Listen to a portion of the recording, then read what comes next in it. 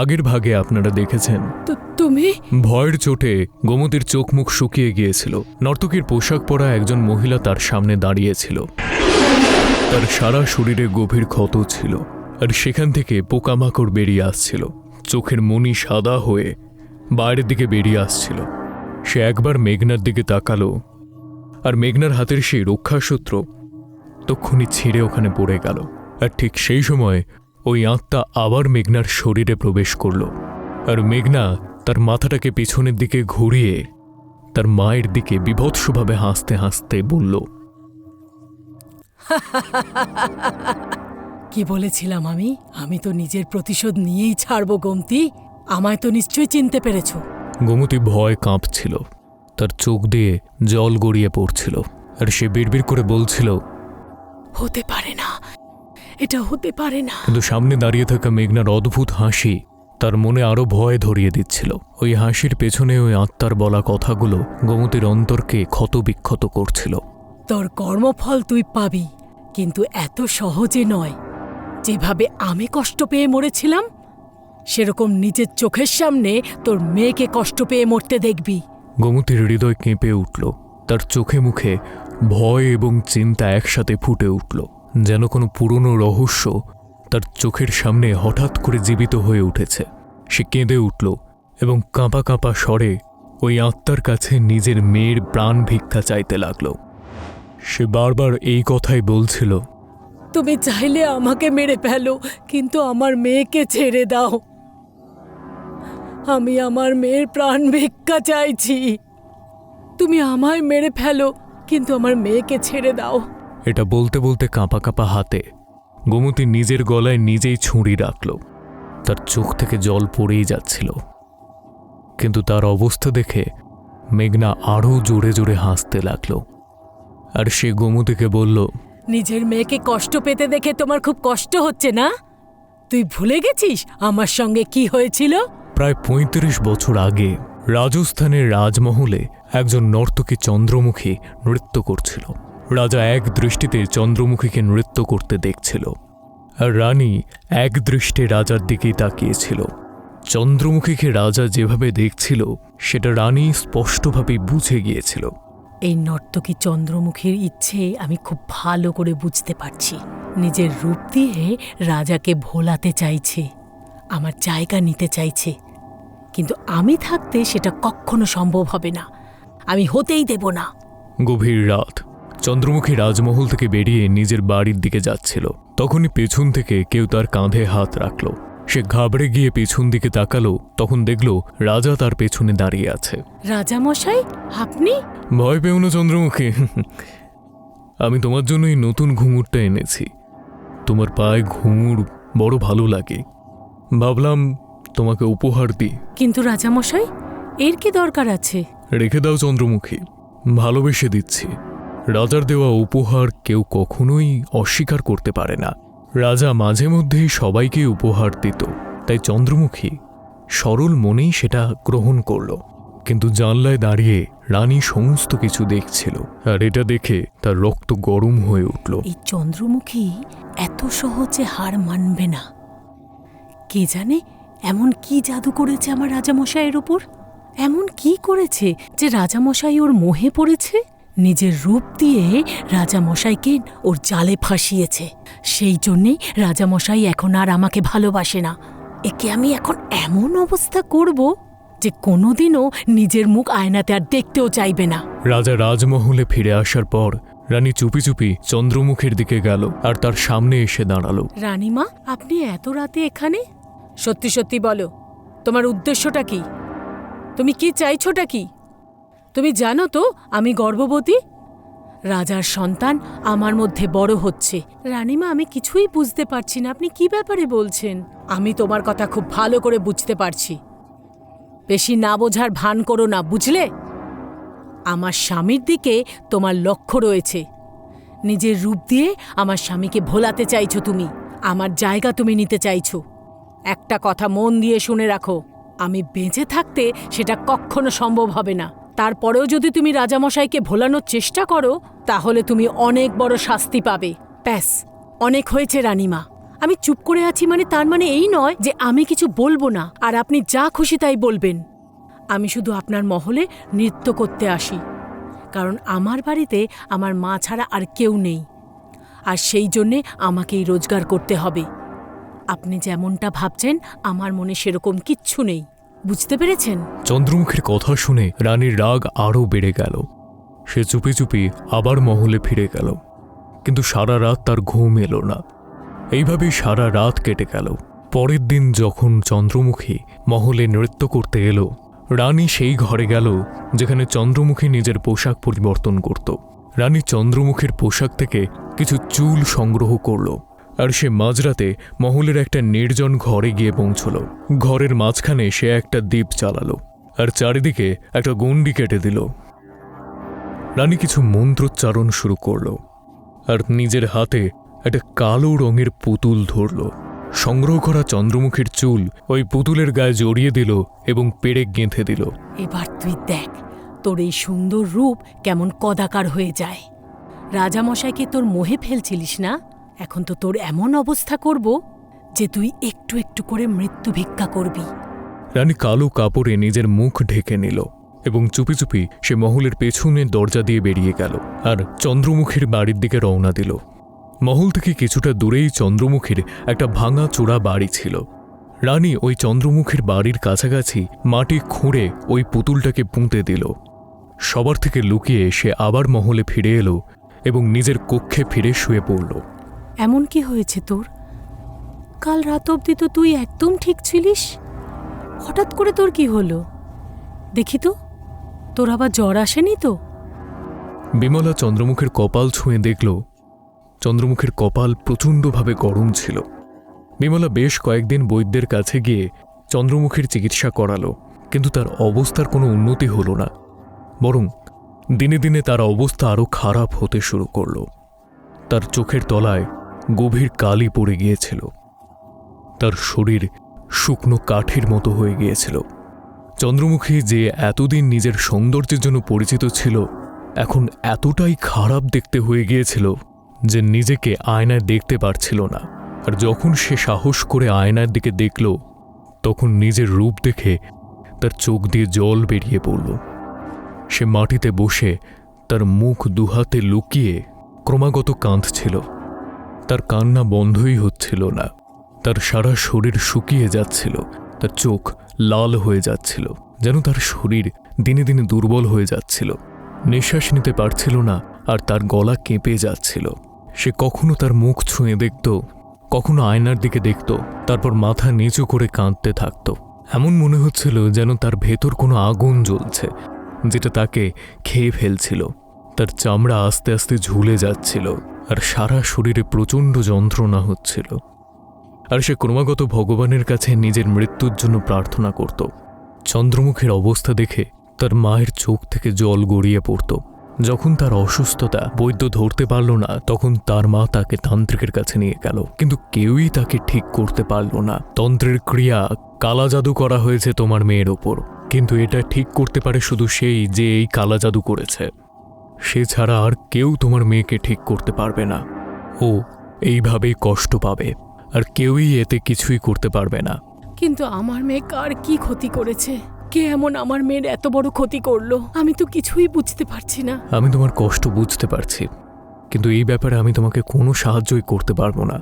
যে ক্রিয়ার প্রয়োগ এর ওপর করা হয়েছে, তার প্রতিকার একমাত্র সেই করতে পারে যে এর ওপর ক্রিয়া করেছে, সে ছাড়া আর কেউ না।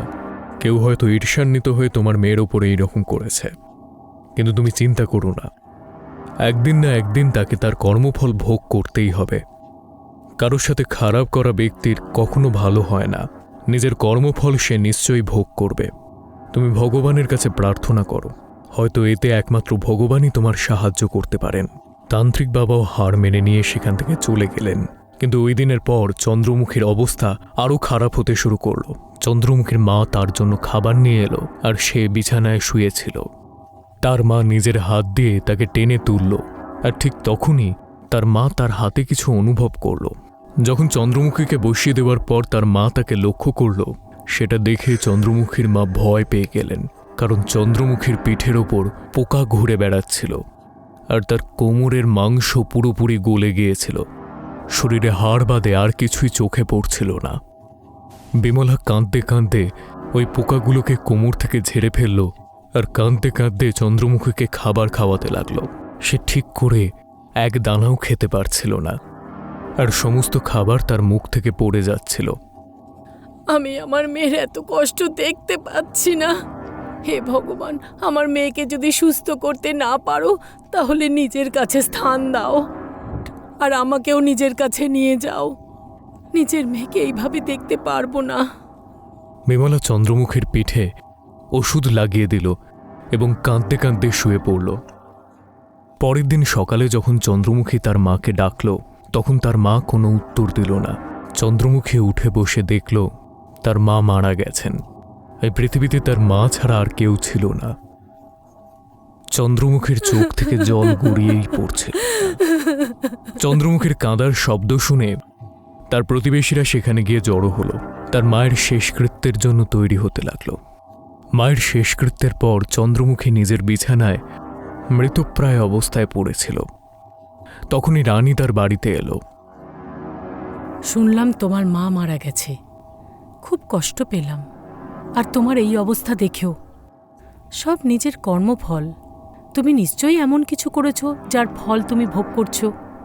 আমি খুব ভালো করে জানি আমার সঙ্গে যা হচ্ছে সব তোমারই জন্যে। তোমার জন্যেই আজকে আমার এই অবস্থা। তোমার জন্যেই আমার মা আর এই পৃথিবীতে নেই। সব তোমার দোষ। আমার জন্য নয়, সব তোমার নিজের জন্য।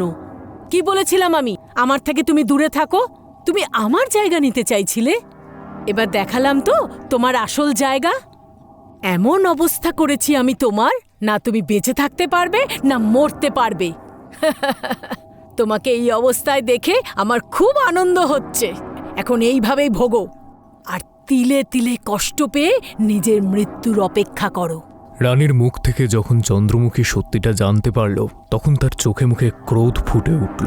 রানী তার অবস্থার ওপর হাসতে হাসতে সেখান থেকে বেরিয়ে গেল। কিন্তু চন্দ্রমুখীর জন্য তার এই কষ্ট অসহনীয় হয়ে পড়েছিল। এতদিন তো সে তার মাকে দেখে কোনো মতে বেঁচেছিল, কিন্তু মা চলে যাওয়ার পর সে নিজেকে সামলাতে পারল না।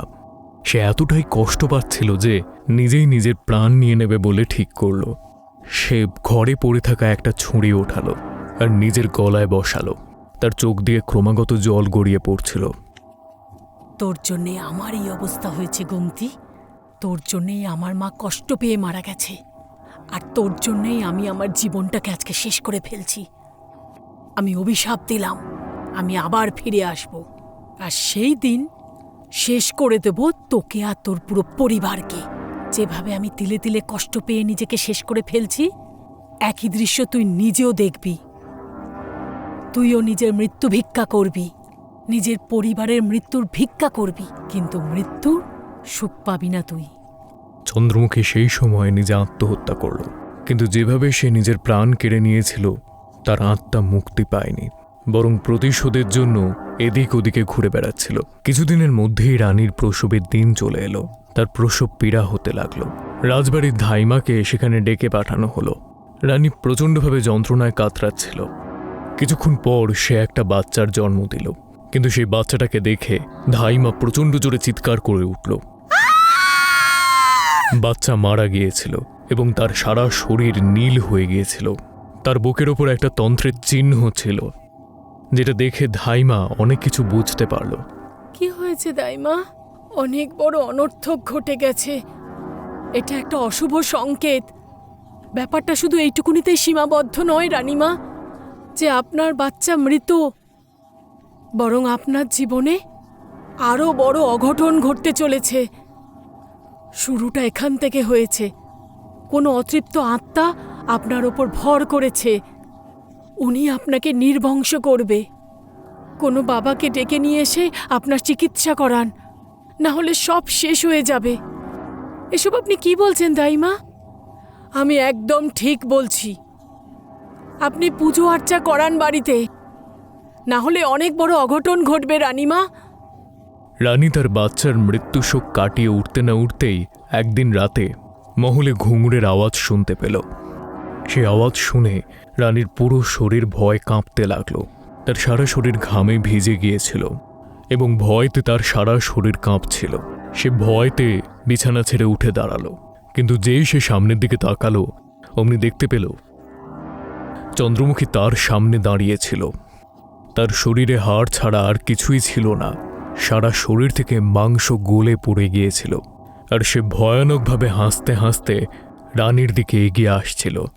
তাকে দেখে রানী পেছনে হাঁটতে লাগলো, কিন্তু হঠাৎই হোঁচট খেয়ে সে মাটিতে পড়ে গেল। চন্দ্রমুখীর আত্মা তার উপর ঝাঁপিয়ে পড়ল। রানী জোরে চিৎকার করল।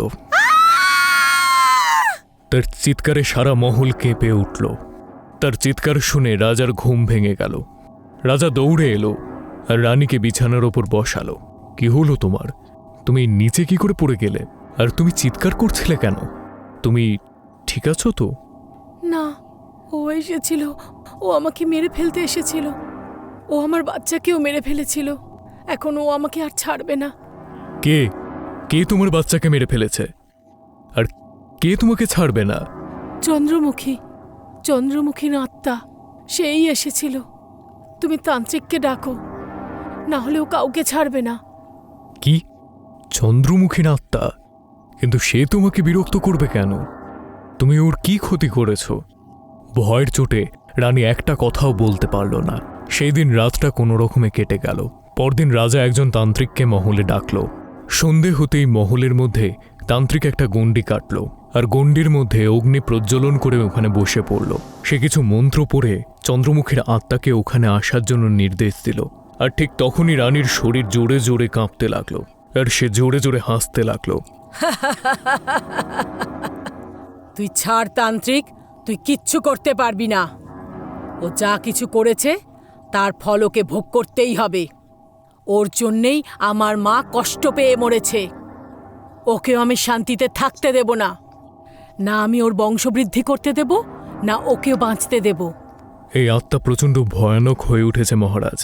এর মুক্তি আমি দিতে পারবো না। এর অন্য কোনো নিবারণ পদ্ধতি আমাকে দেখতে হবে। তুই আমার কিচ্ছু করতে পারবি না তান্ত্রিক।